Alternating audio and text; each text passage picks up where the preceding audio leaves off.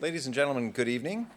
My name is Jonathan Elkind. I'm a fellow at the Center on Global Energy Policy at Columbia University, and I am very pleased that tonight we have with us Meghan O'Sullivan to talk about her brand new book, Windfall, how the new energy abundance upends global politics and strengthens America's power. Meghan will be making a presentation first to help set the stage, and then we will move from there to a conversation that I hope will feature lots of questions from you in the audience. You will have an expert three-person panel consisting of Meghan, Michael Levi, who I'll introduce in a second, and myself as your moderator. Let me first quickly say that this event, like all of those at the center, is being webcast live, and both the full video and a podcast recording will be available on our website and iTunes in the coming days. And for those of you who are watching or listening online, as well as people here in the audience, you can pose a question for the panelists at any time using the hashtag CGEP events or our Twitter handle, which is @ColumbiaUEnergy. Again, the hashtag is CGEP events. The Twitter handle is @ColumbiaUEnergy. So it's my pleasure now to introduce Meghan O'Sullivan, and I'll just say a word about her distinguished background. Meghan is the Jeane Kirkpatrick Professor of the Practice of International Affairs and is the director of the Geopolitics of Energy Project at Harvard University's Kennedy School. She has extensive expertise in the areas of the geopolitics of energy, decision-making and foreign policy, nation building, counterinsurgency, and of course the Middle East. Between 2004 and 2007, she was Special Assistant to President George W. Bush and Deputy National Security Advisor for Iraq and Afghanistan during the last 2 years of her tenure. She spent 2 years in Iraq, most recently in the fall of 2008, to help conclude the security agreement and strategic framework agreement between the United States and Iraq. She also has many other interesting features in her background, including having served as the chief advisor to the presidential envoy for the Northern Ireland peace process. She also worked at the Brookings Institution. She is the author of numerous other publications, an adjunct senior fellow, at the Council on Foreign Relations, and many more roles. She holds a doctorate in politics and a master's in economics from Oxford University and a bachelor's from Georgetown University. While I am doing introductions, if you'll just bear with me one other moment, we have another distinguished member of our program tonight, as I mentioned, that being Michael Levi, so I'll just introduce Michael while I'm at it. Michael served in the Obama White House as Special Assistant to the President for Energy and Economic Policy on the National Economic Council. There, his portfolio included a wide range of domestic and international energy matters, and he also led pioneering work on autonomous and connected vehicles and technology competitiveness. Previously, Michael was the David M. Rubenstein Senior Fellow for Energy and the Environment at the Council on Foreign Relations. He is the author of Power Surge from 2013 and 3 other books. He holds a PhD in War Studies from King's College London, an MA in Physics from Princeton University, and is currently a senior advisor to Clearview Energy. With that, ladies and gentlemen, please join me in welcoming Dr. Meghan O'Sullivan to come to the podium and present on Windfall.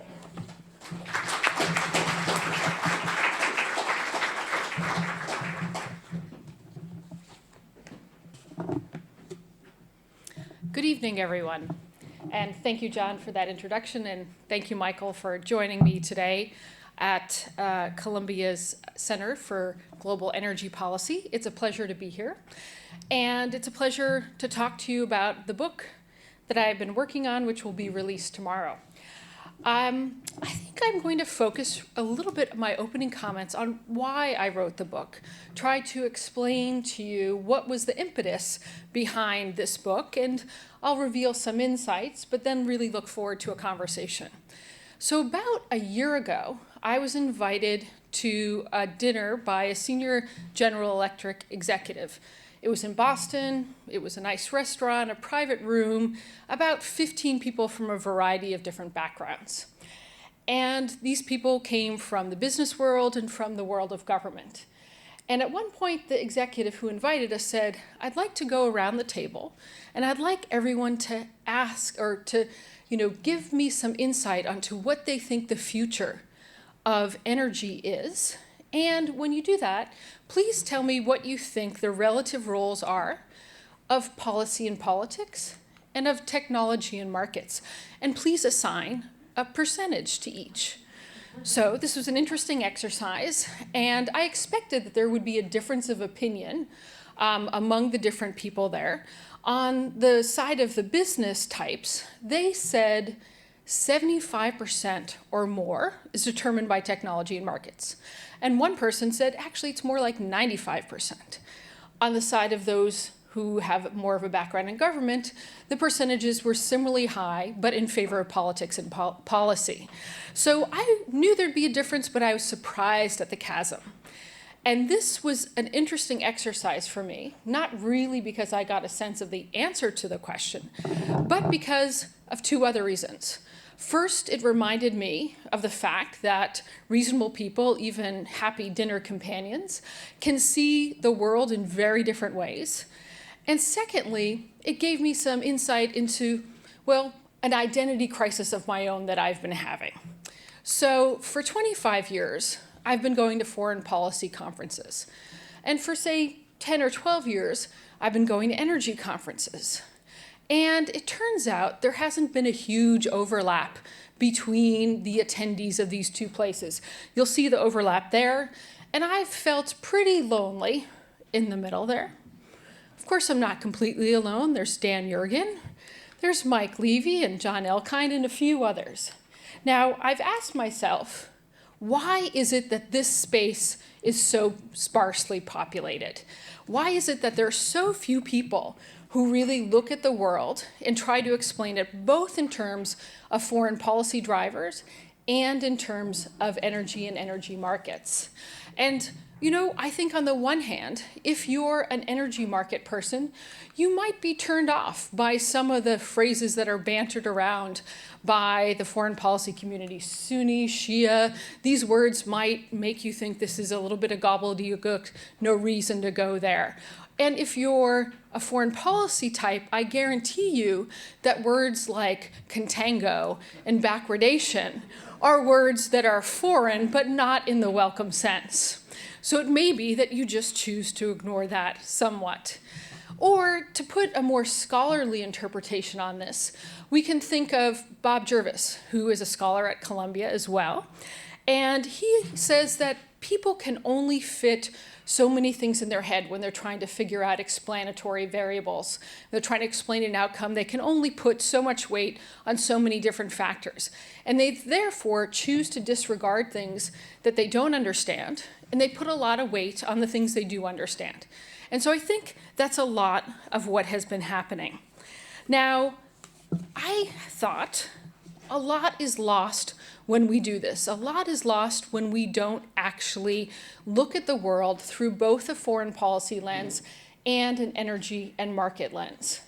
And let me just spend a few minutes telling you or trying to convince you why it is so important, particularly in this day and age, to do both. And it is my quest in writing this book to more heavily populate that middle sphere, to get more people to put both of these lenses on when they look at the world. And it's my hope that in doing so, businesses will make better investment decisions, governments and policymakers will make better strategies, and, academics will make better syllabi, or something along those lines. So in convincing you of this, let me begin with the past. Let's look at just a couple of foreign policy episodes and start with the collapse of the Soviet Union. So if you're a foreign policy wonk, it is standard fare that you explain the collapse of the Soviet Union largely by looking at the actions of President Reagan and talking about President Reagan and his huge increase in military spending that happened over the course of his time in office. He increased military spending by 43% over what it had been at the height of the Vietnam War.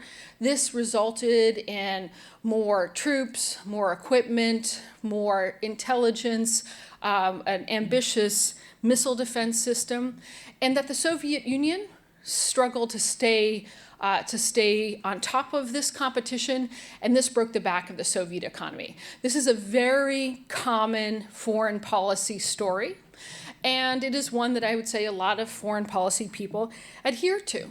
But what if we look at it from the perspective of this gentleman? This person is Yegor Gaidar. He was the acting prime minister in Russia shortly after the collapse of the Soviet Union. And he died a mysterious death in 2009 after being poisoned. But before he died, he wrote a book called The Collapse of an Empire, which sought to explain his perspective on why the Soviet Union collapsed. Now, in doing so, he really put a lot of emphasis on energy and energy markets.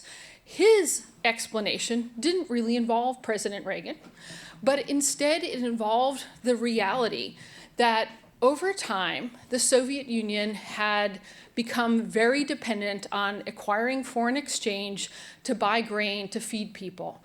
And it required oil and gas exports in order to do this, but that the key fatal action was a Soviet invasion of Afghanistan in 1979. If we went back that far, there were actually, you can find a now unclassified CIA report to this effect, there was the belief that actually the Soviet Union was running out of oil. And so Saudi Arabia and others saw the Soviet move into Afghanistan as potentially a move towards the warm waters of the Persian Gulf. And so in Gaidar's view, the Saudis reacted with an oil policy that led to a very low price in the 1980s. And this really created huge fiscal problems for the Soviets. It diminished their foreign exchange and their ability to buy the grain that they needed. And this all came to a head in about 1989. And at the time, the Soviets were reliant on foreign commercial banks and ultimately Western banks for loans to get this foreign exchange because the price of oil was so low. And in 1989, we know that we saw the revolutions in Eastern Europe, and according to this gentleman, Gorbachev had no choice but to let those revolutions unfold peacefully. Because if he didn't, those bank loans would have not been approved and he would have been in a foreign exchange crisis. So again, a totally different view of why the Soviet Union collapsed, and one that focuses a lot on energy markets. Now, I don't have to go back to the history books to come up with examples of how wearing just one lens or the other can hamper your ability to be effective. I can draw on my own experience in government, and there's one meeting in particular that's particularly emblematic of this, I'll call it myopia from my perspective. So it was 2007, I was working for President Bush on Iraq, and I accompanied Secretary Rice to a meeting in Sharm el-Sheikh in Egypt. We were meeting with a gentleman to Kandi's left, who was the foreign minister of Saudi Arabia at the time. And we were going there in the hopes of convincing him that Saudi Arabia should really lend some support to Baghdad. This was a fledgling government suffering greatly under a vicious insurgency, and Saudi Arabia had not been helpful or supportive. And we were hoping to convince him to give this new government a new start. Instead, we were met with a torrent of sectarian rhetoric. I think I'll speak for myself, but maybe Kandi as well. We both left really sobered and reminded of how much sectarianism was an obstacle to progress in the Middle East at the time. And that was not a bad takeaway from that meeting. It certainly was an obstacle, but it wasn't an obstacle that the US government had a lot of ability to diffuse in the short term. But what if we had been wearing an energy lens at the time, in addition to our foreign policy lens? Might have we seen the situation differently? And I think in retrospect, we would have. Because at the time, remember, this is the early 2007, and oil prices are rising very, very quickly. And there's this perception that China's demand for oil is insatiable, and a lot of concerns about just global markets. And Saudi Arabia was the only country at the time that had significant spare capacity and was one of the biggest producers in the world. And this ability to bring more oil online in very short order gave the Saudis enormous geopolitical power. I remember people in the Bush administration making the trip to Riyadh to make the case, please employ more of your spare capacity to try to tamp down the prices. So Saudi Arabia really knew that this was a source of power, and it had no challenger. But right around this time, Iraq started talking about how it was going to challenge Saudi Arabia's position in global oil markets. No one really knew how much resources Iraq had. Under Saddam, there hadn't been a really adequate exploration of the country. And at this time, the Iraqis were starting to talk about opening up to international oil companies. And you actually had people in the Iraqi government making the claim that eventually Iraq was going to produce 12 million barrels a day, more than the Saudis produce, and that the Iraqis were going to hold spare capacity. Now, we know what happened, and this has been difficult for Iraq to come even close to it, although it has made progress. But at the time, the Saudis took this seriously. So if we had been wearing an energy lens, we might have actually said, this is not just about sectarianism, this is also about energy. And we might have deployed a different and maybe more effective strategy. So I don't want you just to think, wear both of these lenses when you're looking at the past. I also think it's really important to wear an energy lens and a foreign policy lens when you're looking at today. And that's especially true given the dramatic changes that we've seen in the world of both energy and politics over the last several years.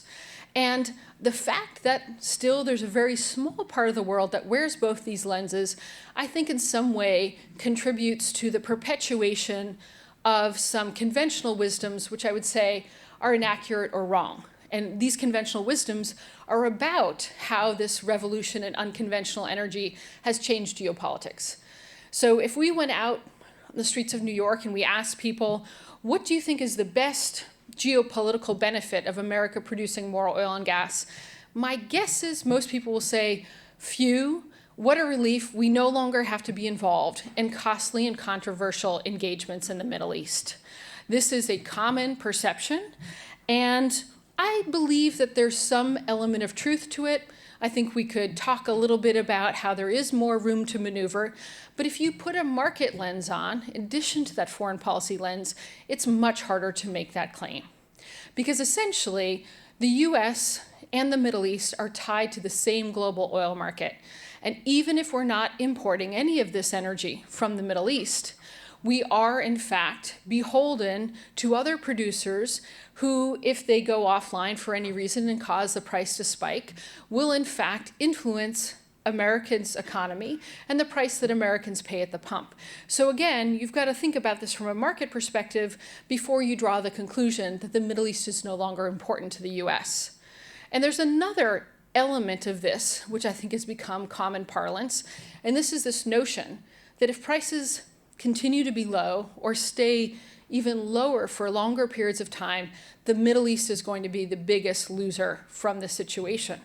This may or may not be true. There's certainly a scenario in which perpetual low prices actually drives the rest of the world out of production. And in fact, you have a Middle East, which is producing much more of the oil that the world is consuming. And that's because the Middle East, as many of you know, has the lowest cost producers. So in a long-term low price environment, it may be that the Middle East is more important than it ever has been before. So another, I would say, conventional wisdom that could benefit from some more market analysis is the idea that this boom in unconventional oil and gas is bad for the environment. And there's a corollary to this, which is that the world would be able to handle its environmental challenges better in a high-priced oil and gas environment.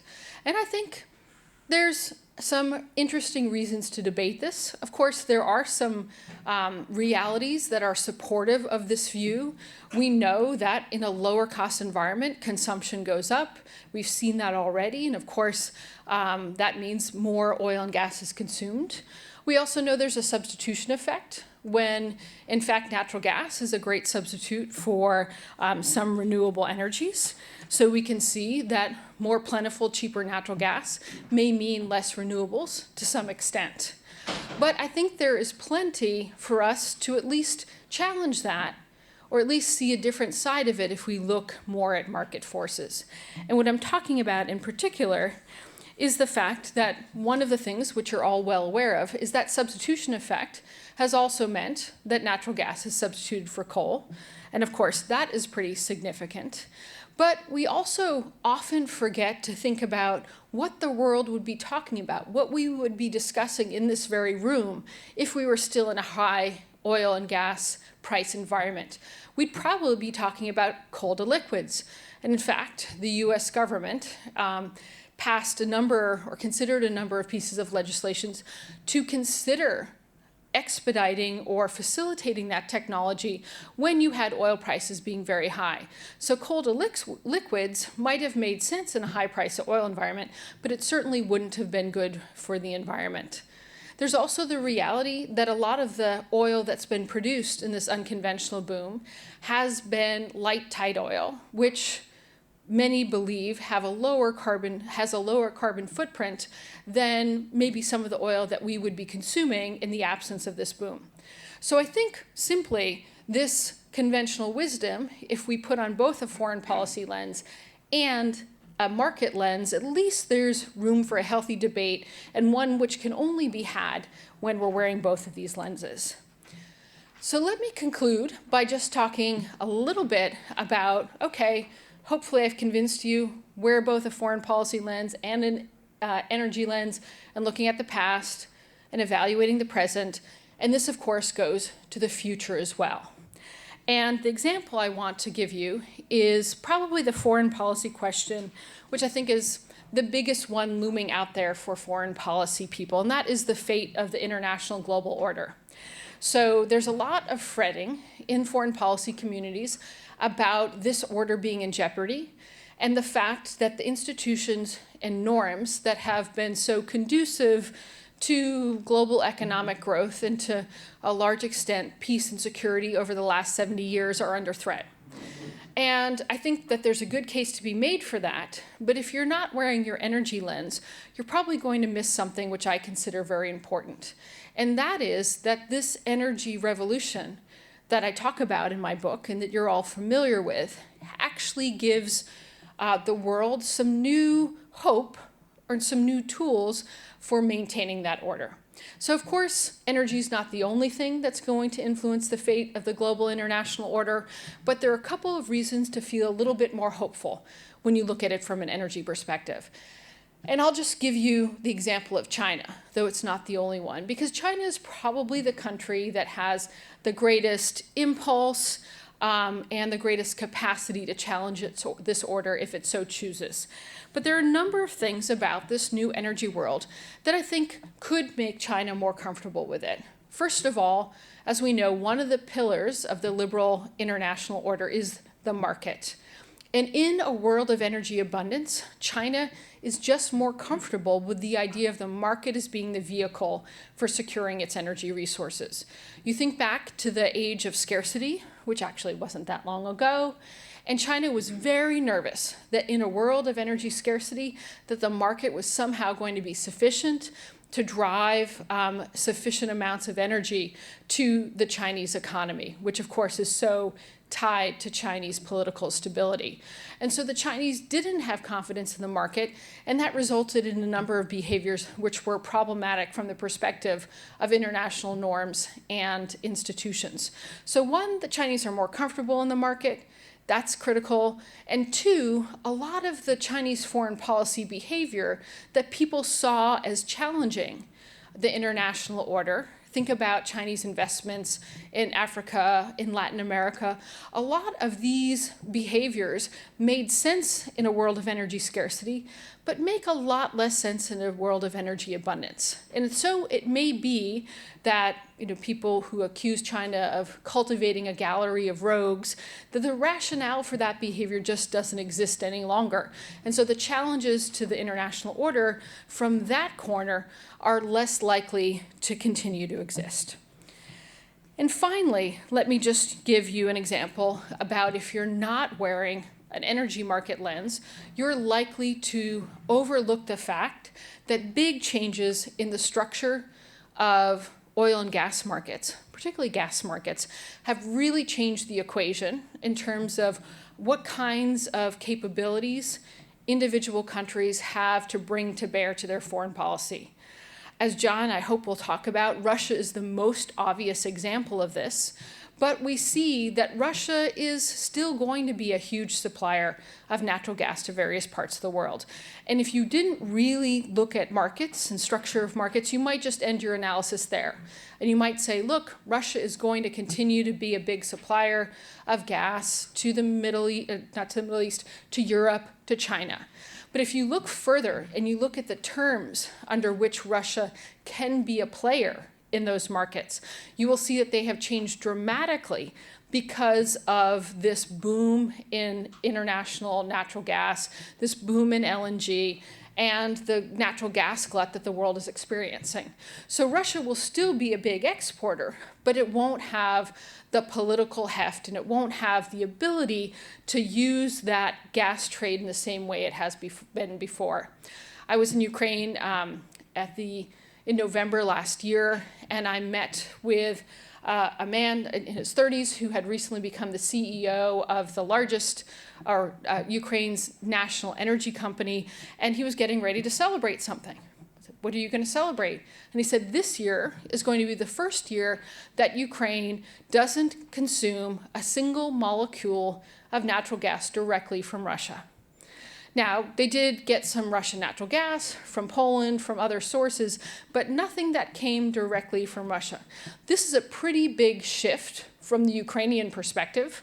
And if you think about it in the context of the politics that we all know have been underway, you can see how the leverage has shifted. That it is no longer a world of the producer, it's more a world of the consumer. This is also true for China. I think just 2 or 3 years ago, people were worried about energy being the cement between Moscow and Beijing in a new energy relationship.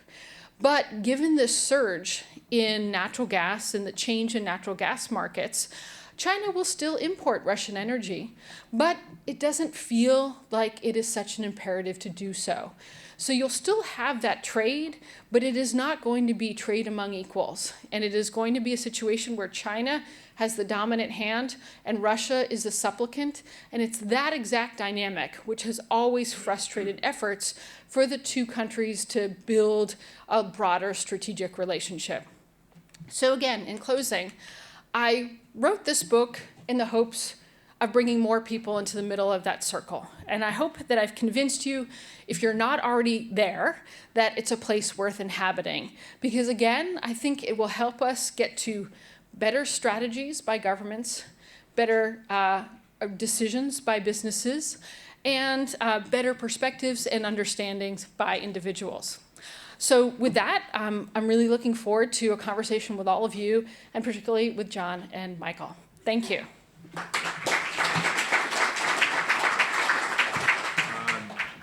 What a great way to set up this discussion. I have enjoyed reading the book, and I am sure that many others of you in the room will do so in the days ahead. But to just set the stage for the give and take that we hope to engage in now, I will very much be interested to encourage you to come to the microphone that's now in the aisle there and pose questions. Let me ask you, in fact, to please, as a courtesy to all of the other participants here, make sure you're actually asking real questions. Could you please also introduce yourself at the beginning of the question that you may wish to pose.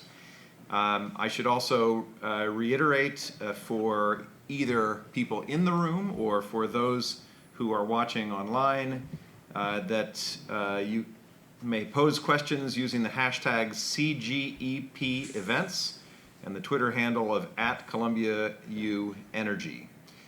I'll just start to try to get the ball rolling, but then I'm looking for that brave person or people who will be the first ones to pose questions immediately after, and I see somebody right there. So let me just ask as a starter,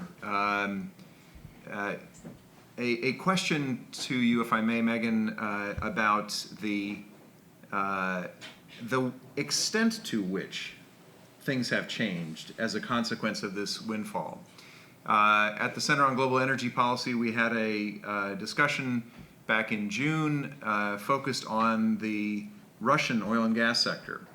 And there was a sentiment that was expressed there that I think maybe you might agree with, which was that the relationship between Russia and the Kingdom of Saudi Arabia has fundamentally been altered and reset as a consequence of the OPEC production discipline agreement, but also the backdrop that you've been talking about tonight. Do you agree? Has that relationship been fundamentally reset, or is this a thing that is perhaps a momentary effect? Well, I definitely think there's been some interesting implications. I mean, one thing that we've seen that a lot of experts did not predict was that towards the beginning of this year, there was an agreement that was finalized between OPEC producers and non-OPEC producers, the most important of which was Russia. Now, in the past, there's definitely been conversations and there's been a dance between OPEC, Saudi Arabia in particular, and the Russians. And the Russians have in the past committed to do things and then never really done them. So even after we got the formal agreement that included Moscow saying that it was going to cut, there was still widespread skepticism. The Russians did in fact cut production, which went against these expectations. And I think it did so in part because of exactly what you said, John, that the Russians have expectations that they are going to be able to forge a fundamentally different kind of relationship with Saudi Arabia. I think they're looking at global oil markets, and they see three big producers. They see the United States, they see Saudi Arabia, they see Russia. And they think that if they can build a strategic relationship with Saudi Arabia, that they will be able to have enormous control over these markets. I'm kind of skeptical about that premise, but I do think it's motivating a lot of the outreach that we've seen, particularly, it's not exclusively in one direction, but a lot of it's going Moscow to Riyadh. I think Riyadh's a bit more skeptical about it. I think Riyadh is pretty excited about this new relationship with the United States and with the Trump administration, doesn't want to do too much to jeopardize that. But we have seen a real lessening of tensions in the foreign policy realm. So other places where Russia and Saudi Arabia have disagreed pretty vehemently on Iran, particularly on Syria, the temperature has been kind of ratcheted down a little bit. So I think it is one of the relationships really to watch. I think there are some natural curbs on how strategic it will get, but I think it's definitely something that the Russians are hopeful about. Great, thank you. Please, would you introduce yourself and then your question? Hello, my name is Sadia Nabi. I'm actually a 2005 graduate of the Center of... Sorry, let me interrupt you just for 1 second. I guess we have a microphone problem.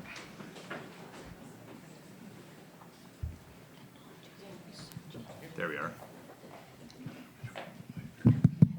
All right. Hi again. Hello. My name is Sadia Nabi. I'm actually a 2005 graduate of the Center of Global Energy Policy. I was a program assistant under Professor Neeson. So thank you, Megan. I really look forward to reading your book. This is definitely something that is very interesting to read about.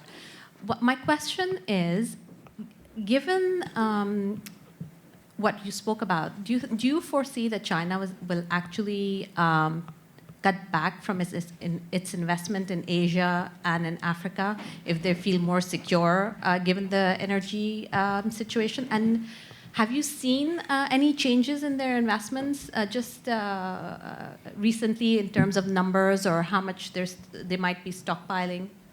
Sure, it's a great question, and I'm going to try to give you a brief answer and ask Michael to jump in because I know he'll have views on this. He worked on a great book on China and energy just recently.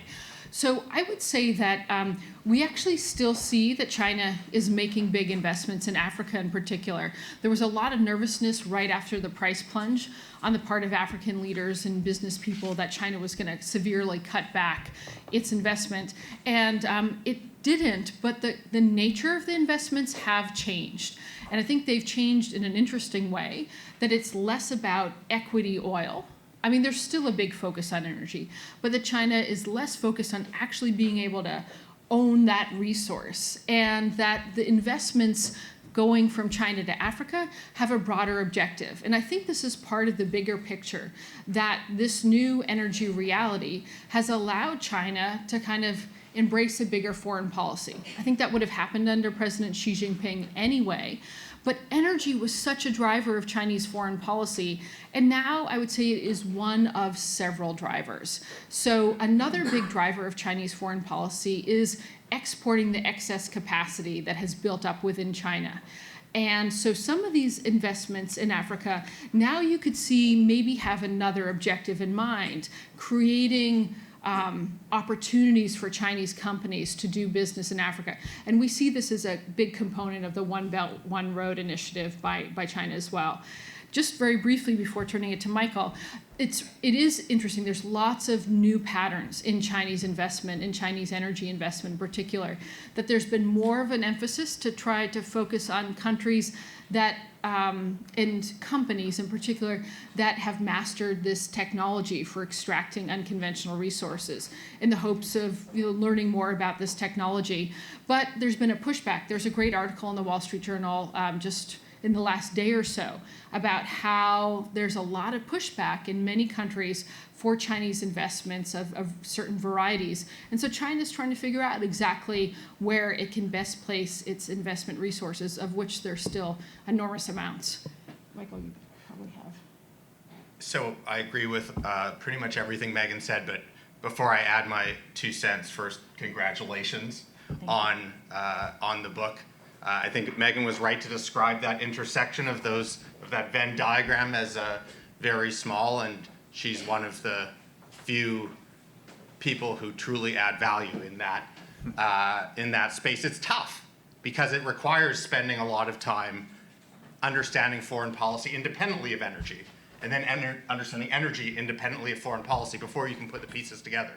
And it's time-consuming, it's difficult, and Meghan's one of the few people who I consistently turn to really understand that space, and the book is a reflection of her incredible ability to bring the two together, so I highly recommend it. To just tack on that, I mean, first, China's strategy for overseas investments in energy was already changing before the collapse of the oil price. It was changing in part because of what Meghan talks about, a broader focus on exporting overcapacity, I think a broader realization that equity investments hadn't brought additional energy security in a meaningful way, but also an understanding that there were foreign policy costs to getting too cozy with governments overseas that might not last. And all of those pieces were already contributing to a broader refocusing. I think that in some ways the most striking fact after the collapse of the oil price is that, as Meghan said, China continued to invest, but it didn't massively step up its investments. And that was the pattern you saw during the collapse in 2008, 2009. China took advantage of the opportunity to massively ramp up its overseas oil investments, and you didn't see that following this collapse. I think that that also reflects this sort of fundamentally changed view of the goals of its overseas oil investments. Thank you for that. Michael, please. Thanks very much, Megan. I very much enjoyed your talk, and you convinced me. I didn't take much convincing that the intersection is very important, and it's important This to might be a expand it. captive audience here. I am Ann Goodman. I'm at the Advanced Science Research Center at CUNY in the Environmental Initiatives Program. And I'm curious where you see renewables fitting into this windfall. I mean, not just because wind is in the word, but you know, there's China, the Middle East is going into solar power and so on and so forth. So I wonder where you see that. Sure, and thank you for that question, Anne. I would say maybe 3 or 4 years ago, I did a little foray into the geopolitics of renewable energy, because my big lens is that energy and foreign policy are intricately tied, and that when you get a big change in the energy mix, that reverberates into international politics. And so we saw that, you know, if we look at historically, we look at the shift from wood to coal, from coal to oil. And then I thought, well, we should see that when we go from fossil fuels to a more sustainable energy future. And we are on that path. So my thesis is there will be a big geopolitical impact. 3 or 4 years ago, it was a little hard to get specific about it. But I revisited this question last year, first in a project at Harvard, and then actually in conjunction with David Sandilow of Columbia's Energy Center. And John conveniently has the workshop report right here. We did a workshop on this question, the geopolitics of renewables, and this came out in June, so just a few months ago. And it was really gratifying because I think we were able to start identifying the different mechanisms through which a shift to a renewable energy dominated future will have geopolitical implications. The really interesting thing, David and I did a workshop in Europe, and we brought together people who we thought would be interested on this topic. And I felt a lot of resistance from my comments in the room. And then someone finally said, you know, why are you trying to make renewables into the bad guy? If renewables, you know, come to dominate the global energy landscape, that can only be a good thing. And I said, you know, believe me, I'm all for renewables, but I'm just thinking intellectually, they'll be good and bad that comes with the shift. And so this report here tries to identify a number of ways in which global politics will be different on account of a more renewable energy-based future. So I think it's a really rich area for research, and David and I hope to develop what is just a workshop report into some more fruitful research going forward. You know, Megan, your last comment reminds me of the two lenses you put up at the beginning. I think you ask a technology person about any new technology, and 90% or 75 or whatever the weighting was at the dinner will say, this will bring the world together and make it a better place. And you bring the same set of foreign policy people together and ask them about the new technology, and 90% will say, this is something new for people to fight about. Exactly. And that's kind of inevitable. And Right. yeah. Yeah, no, it takes some diplomacy to have a real conversation. So I see we have a bit of a queue that is forming. If you do have an interest, why don't we take a couple of questions per time now? And sir, if you'd introduce yourself and kick that off, I'd appreciate it. Good evening. I'm Albert Golson. I head up into Brazilian Associates. We specialize in investments of commodities. Just to follow up in your statement between the relationship between Russia and Saudi Arabia, a couple of months ago there was an article in the Wall Street Journal, and the CEO of Rosneft was speaking about energy in general. And further down the article, he pretty much opened it up and said, well, I can't understand why the three biggest energy producers, Saudi Arabia, Russia, and the United States, somehow couldn't collaborate in some sense as far as being energy producers are concerned, and collaborate on various projects. It sounds like a very symbiotic type relationship. What do you envision the relationship between the three biggest energy producers? Can they collaborate sometime in the future? Okay. Thank you for that question. Ma'am, if you would mind also asking your question, then we'll take a couple at a time. Please.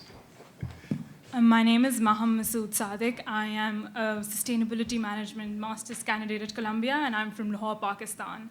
And my questions to you, Meghan, firstly regarding the Chinese gearing towards renewable energy, electric vehicles as well, and how it's headed towards, how it's trying to diversify its energy mix, and how do you think that's going to influence not just its investments, but its local gearing towards a more renewable side, how that's going to influence the geopolitics of the area. And secondly, as someone who was the security advisor to Bush in the 2007-8 era, and as someone who's from Pakistan, I'd like to ask how the Afghanistan and the Iraq policy, how that influenced South Asia and its gas dealings with Iran, and how energy had an impact in South Asia just because of the foreign policy impact that the US policy and South Asia's position as an ally of the US in that, at that time, influenced the entire energy economics of the region. I'll let Michael take that last one.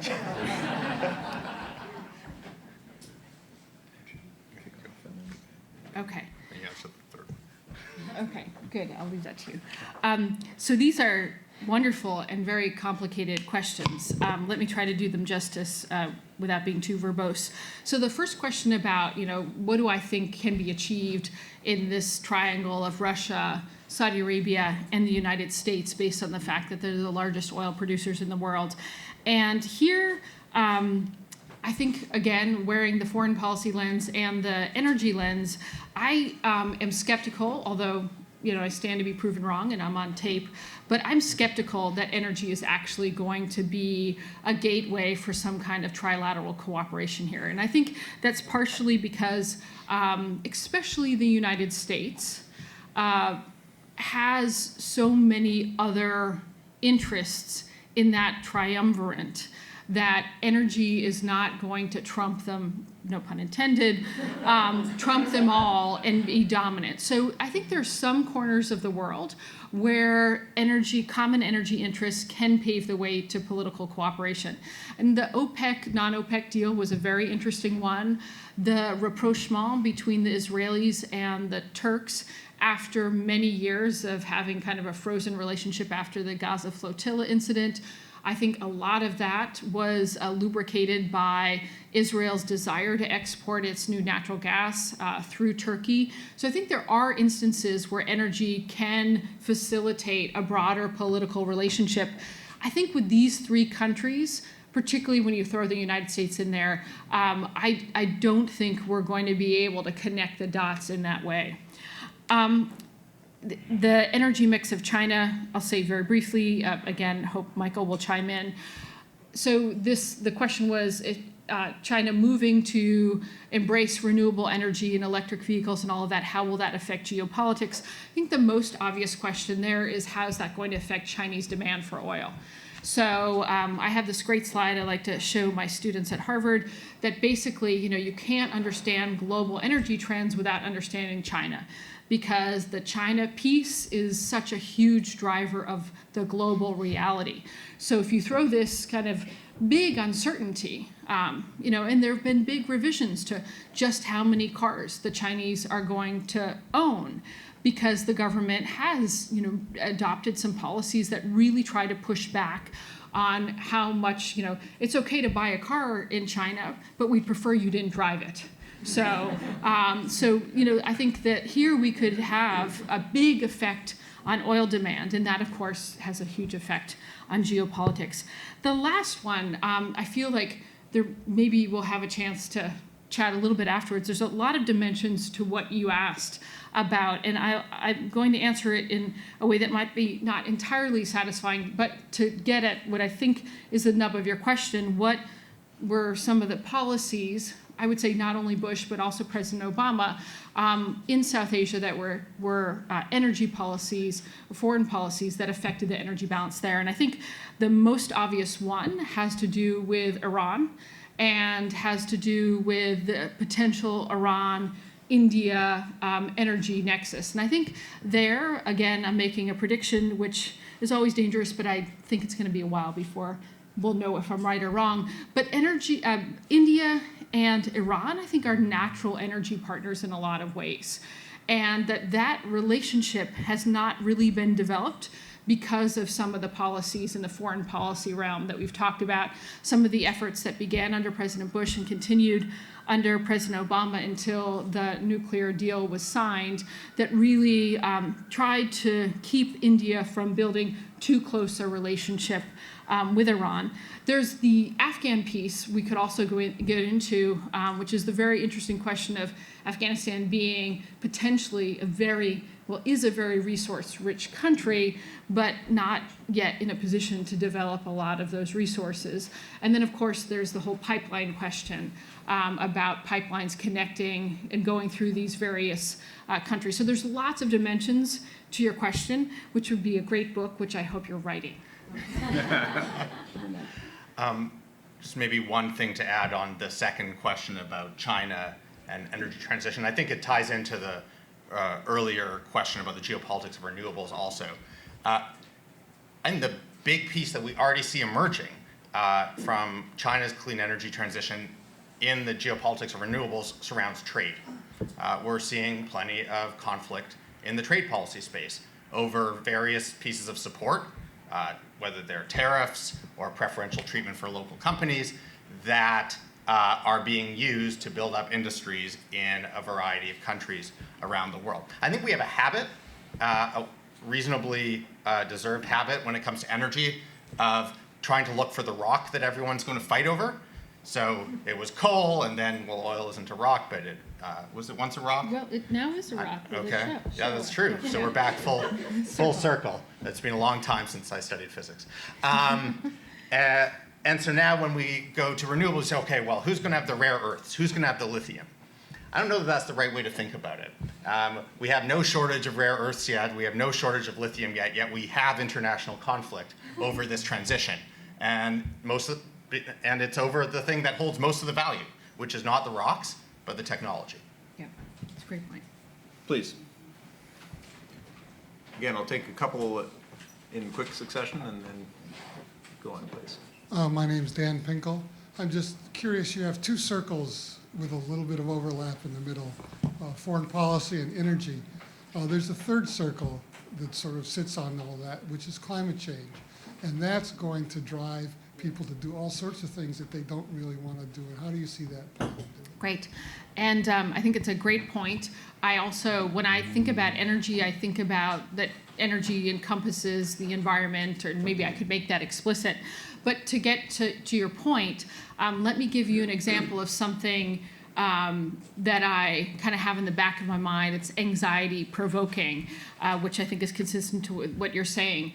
So we all have read over the last several years about a growing, I don't know if we could say acceptance around the idea of geoengineering, that maybe 5 or 10 years ago, this was verboten, people didn't even want people to study geoengineering because they didn't want the world to think that there was another answer to climate change except reining in emissions. And I think a lot of geoengineering experts will still tell you that geoengineering is no substitute for bringing down carbon emissions.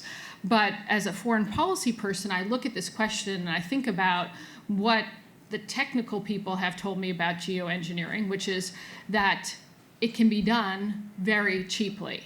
And it can be done by more or less anyone, or at least we're moving in that direction. And I wonder, what's the international governance structure to actually govern this? You think about, we have a non-proliferation regime that took a while to build up. We really don't have any consensus about who can use geoengineering, when it can be used, what happens when one country decides that this is going to be, changing the climate, is going to be something that's in its immediate interest, but it could have massive effects on hundreds of millions of other people and really indeterminate effects on the global climate. There's nothing in place that would suggest we know how to dissuade that country from taking that action, or we have any consensus on how to deter them or penalize them once they've done so. So I think that's just one example of how climate change could drive some new big geopolitical questions. We'll take the next question, or take the next two. Hi, Please. I'm Scott Belding. I'm a first-year MPA student at SEPA. And I was curious, great talk, by the way. I was curious to what degree now or in the near future might oil-heavy countries like Saudi Arabia or others use low oil prices to forestall the emergence of new and renewable energies? Let's get the next question as well. Please, next questioner, please. We'll take them kind of two at a time. That way we can make sure that everybody gets a chance to pose a question. Hello, my name is Javier Leon. I am an MPA first year. My question was kind of answered, but I was on the line, but I want to be asking this. Nowadays, that the whole world is talking about clean energies, even if it's not enough for the demand, how can we address communication management in order to get society and to get the media involved in this problem and stop seeing the oil as the bad guy? Do you want me to take the first? Do you want to take the second? Or do you want to? What It's your show. You go both first, and then I'll chime in. Saudi Arabia forestall. So I think in the priority order for Saudi Arabia, having the revenue to keep its society intact is much higher than any more distant effort to forestall alternative energy. So given the choice between lower price, let's set aside what it can control and what it can't. Given the choice between lower oil prices and higher oil prices, my sense is that higher oil prices would win the day. Now, if we got back into a world where oil prices were high for quite a while, then that sort of thinking would return. And from a Saudi perspective, it would be a luxury to be able to think about that issue. I think they think about alternative energy a lot. They think about efficiency in the transport space a lot, but mostly in terms of how that's going to shape the environment in which they're going to have to address their domestic challenges.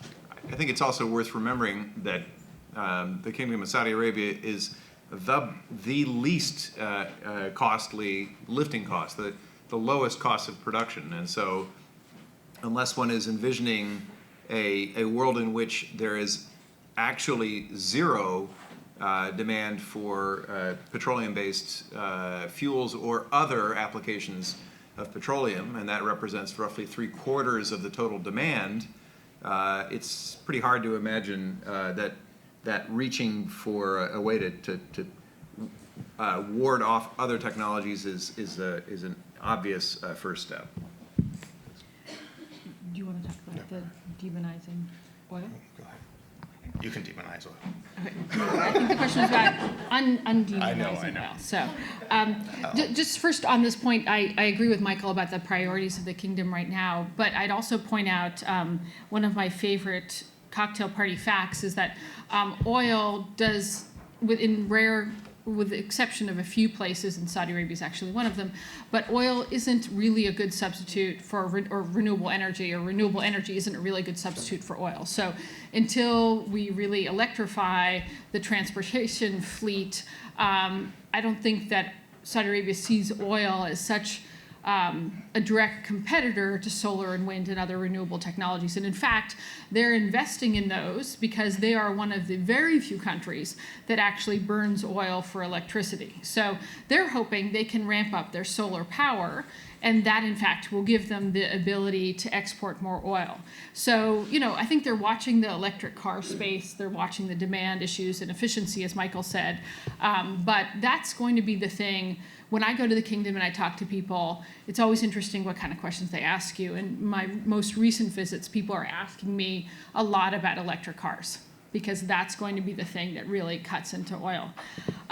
In terms of the last question, as I understood it, it was about, is there a way that we can get everyone on the same page for talking about an energy future? And I wish I could be more prescriptive here, because I agree with the sentiment that we're facing energy and environmental challenges which are interwoven, and that it would be useful to have everyone kind of working in tandem or have agreed upon goals. And there really was a period, I would say, in this world of energy scarcity, maybe only 10 years ago, where you did have big oil and some environmentalists on the same page. They might have not agreed for, the reason why they wanted a new energy future, but I think they did agree that they wanted to get there. Oil companies were worried that they were running out of easy oil, and you had environmentalists looking for more sustainable energy. So you had at least a common framework. And that is actually one of the casualties of this new energy abundance, one of the unfortunate casualties. I think there is a huge role for centers like Columbia's here, for civil society and for others to kind of try to bridge the gap. And unfortunately, I'll just say I don't see enough of that happening, and I think we're kind of moving in the opposite direction, where it is actually quite hard to get people on stage with different views and have not a conversation between the two of them, but I tried to do this at Harvard and found that there was quite a lot of protest just to inviting people to speak about fossil fuels. And so I think just creating space where that's a legitimate conversation to have, where different viewpoints are represented, is really important, and we can't even take that for granted now. Please. Thank you so much for your words and your great presentations. My name is Cullen Brown, and I work with the New York Power Authority. And my question was partially spurred while waiting in line about what is really a resource in this day and age. And I think that I'd like to get your point of view on a regulatory environment is truly a scarce resource, particularly in the area of renewables. As somebody who used to work in residential solar, it's pretty much the name of the game. So I'm just curious, what is your view of, particularly with protectionist trends coming through North America, how do you see the regulatory environment as a resource, particularly when it comes to the transition to renewables? Okay. Please, the next person, sir.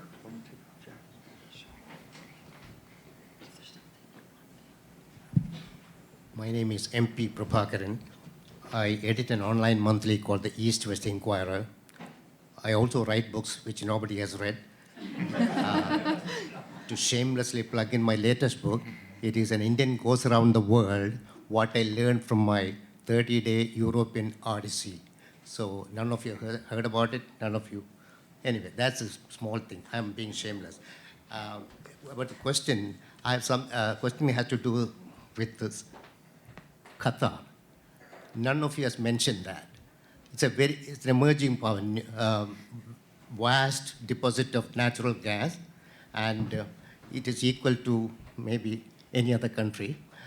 And Saudi Arabia wants to treat Qatar as a pariah. Trump also is colluding with Saudi Arabia in that. Saudi Arabia's reason is that Qatar supports terrorism or finances terrorism. Saudi Arabia calling Qatar a supporter of terrorism is like kettle calling the pot black. So that apart, can you see Qatar emerging as a power and joining this club of energy producers and wielding influence much later, maybe after Trump? Trump is a passing phenomenon. We all know that.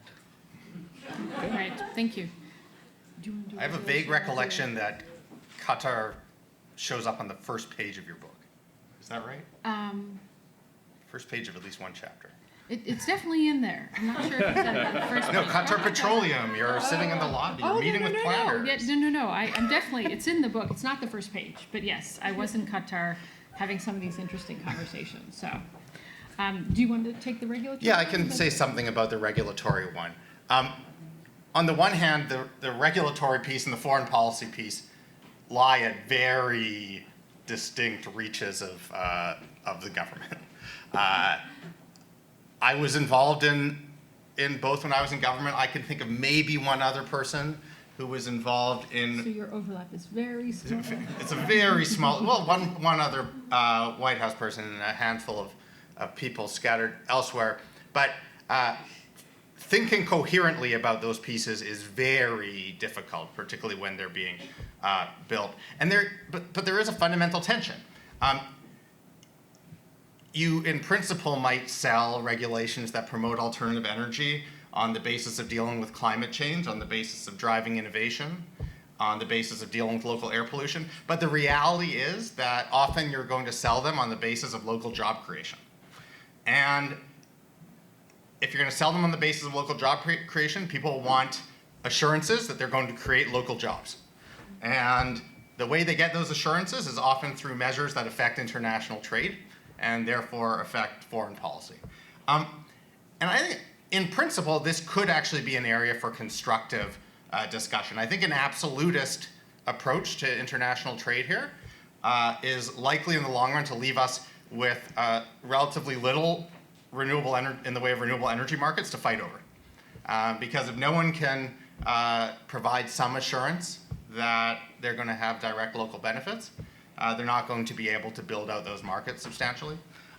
On the other hand, you don't want to destroy the international trade system in the name of building out your local renewable energy markets. I actually think there's space for negotiation there.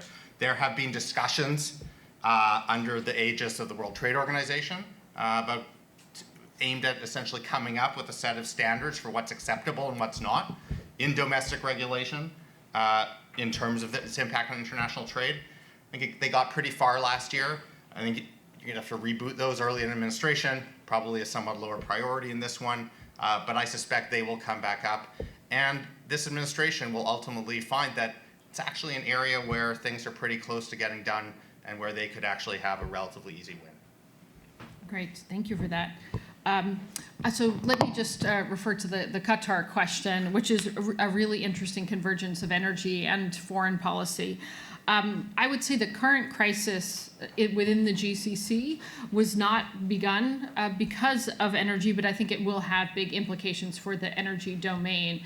And we've just seen for decades, actually, Qatar had a freeze on developing a very large gas field that it shares with the Iranians, and it has recently decided that it's going to develop that gas field. And I think that's part of its play to, one, become closer with Iran in the absence of feeling that the GCC is a natural home for it, but also in its desire to really maximize its global position as an energy player. And it already is there, being the largest exporter of liquefied natural gas. Now, what's the potential, you asked, for Qatar becoming like a big using political influence through its gas trade? And here I would say, on the one hand, we could make the case that the global energy changes have made the system more conducive for natural gas to be used as a political weapon, in the sense of, if you're thinking about, could there be a natural gas like OPEC, because there's more of a global market than ever before. But I would say on the whole, this probably is not going to come to fruition, in part because a number of things, but let me just name two. I mean, one, if you think about where the reserves of natural gas are distributed, they're among the biggest holders of these reserves, and of, let's say, LNG in particular, are not countries that have common political agendas. So that would be Russia, Qatar, Australia, the United States. There's not a natural political coalition there.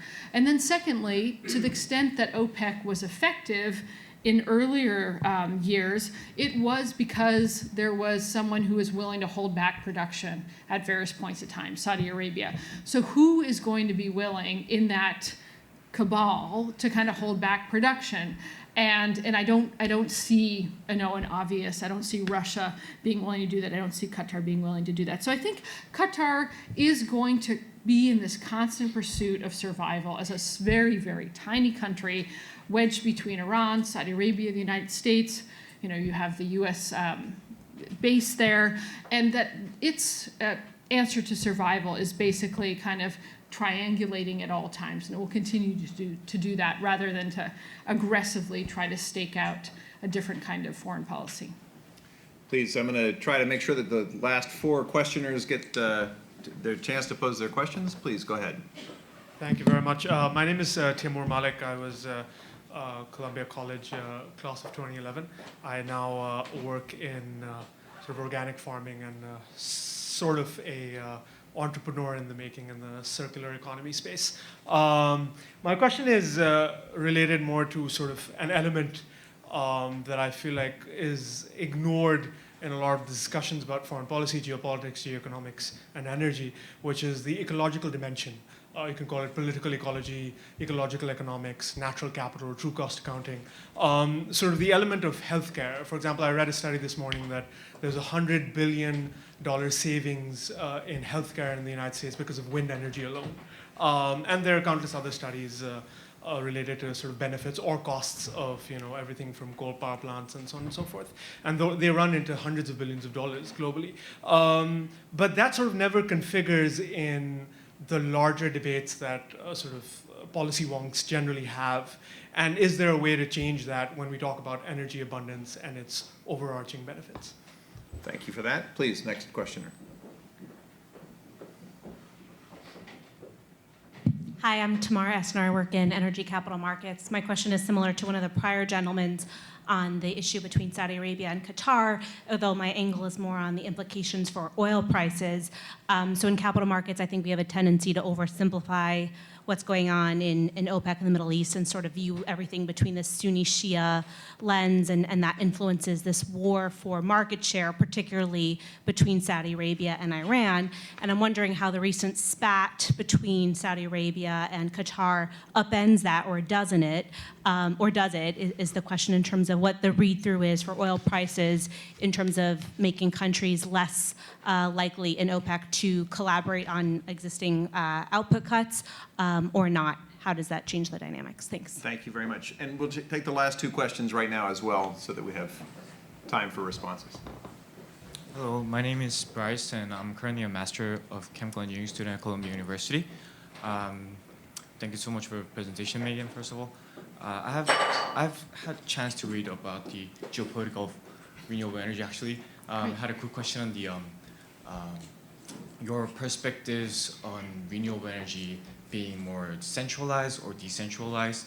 I think you mentioned like for example, solar panel could be formed in a way of farming, or could be formed in a way of one central facility producing a lot of electricity. I was wondering like what direction do you think it will be more feasible in a way of future transition to renewable? And also, I know there's huge challenge in the technology in terms of mobility. The renewable energy that we generate is not yet portable like oil. So was wondering if you have any opinion on like how international relations ecosystem will be changed based on those mobility limitation of renewable energy. Great, thank you very much. And sir, your batting cleanup. My name is Robert Sildon, and I'm a private investor.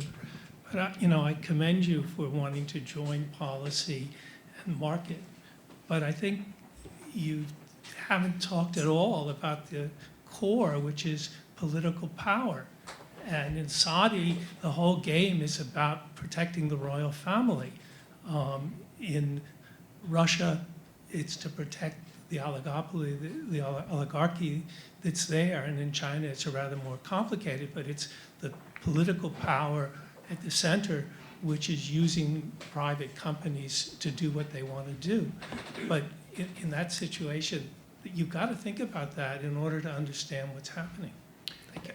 And I can vouch for the author to say that in fact, is very explicitly and on many different occasions addressed. That factor is addressed thoroughly in the book. But anyway, let's we'll do a couple of minutes perhaps and sure, maybe just the first one, the first question quickly. Say in the domestic policy space, the health impacts and other non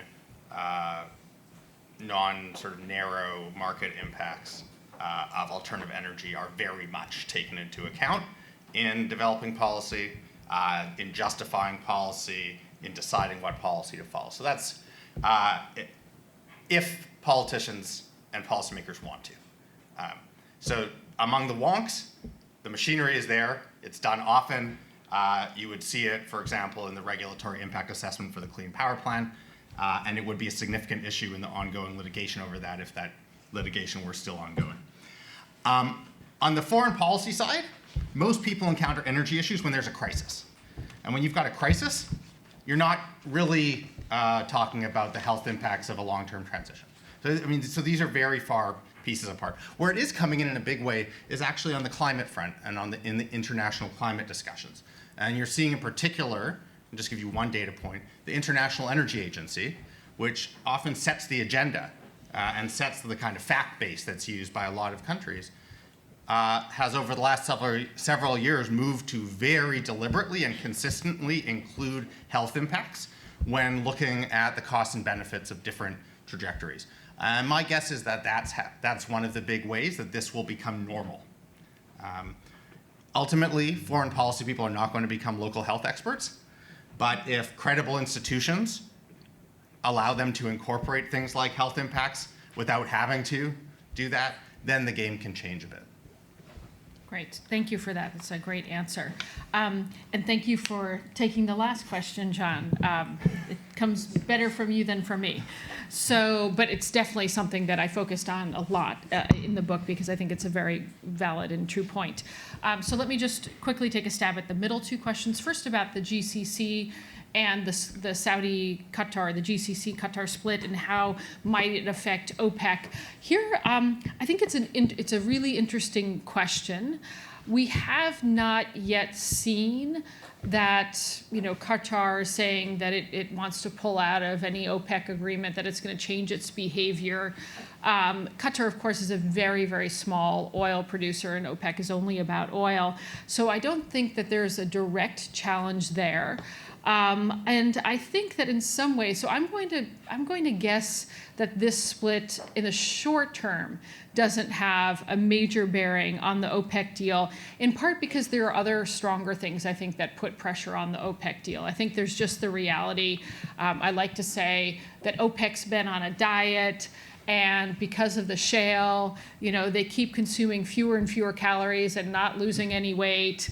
And at some point, when that happens, people just say, "Give me the donut," because it gets frustrating. I think that's kind of the biggest challenge to the deal. The dynamics, if we kind of played it out a little bit, it might be that Iran, if anyone's the winner in this GCC split, it's really Iran. And Iran was sort of a winner in the OPEC deal, in the sense that they actually got a pass in a way that that had been objected to earlier. So I think there are other challenges to the deal that are more fundamental than Qatar's position. Lastly, on the renewables, lots of interesting dimensions to that question, but let me just quickly touch on two. One was this question of decentralization.